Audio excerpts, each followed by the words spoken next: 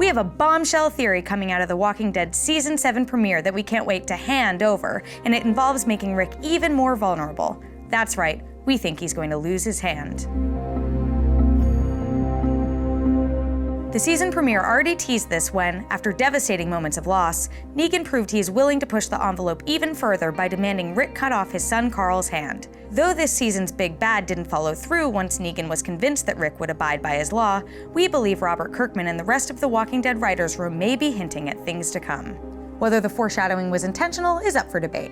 Robert Kirkman jokingly said on Talking Dead that the possibility of Rick losing a limb hasn't been ruled out, even though it hasn't happened yet.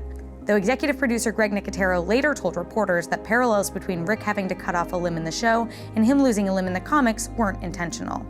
In a Reddit AMA in 2014, Robert Kirkman explained that Rick's hand outlasted the Governor storyline due to the trouble of creating an immense amount of CG to compensate for a main character having lost a limb, but that if the writers felt strongly that Rick should do without it, they would figure out how to make it work.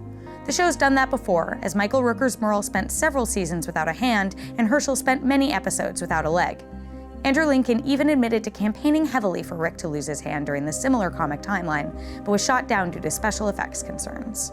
Still, it's worth noting The Walking Dead has a history of teasing big character moments well before they actually happen. Many fans responded to Glenn's fake-out death with a rousing cry of BS, and recognized the event as foreshadowing to Glenn's later encounter with Negan. Looking back even further, the show placed Glenn on his knees as a Terminus thug prepared to kill him with a baseball bat all the way back in Season 5. And truth be told, Rick losing his hand is long overdue. Those who follow the source material have been crying out for it to happen since Season 3's appearance of the Governor.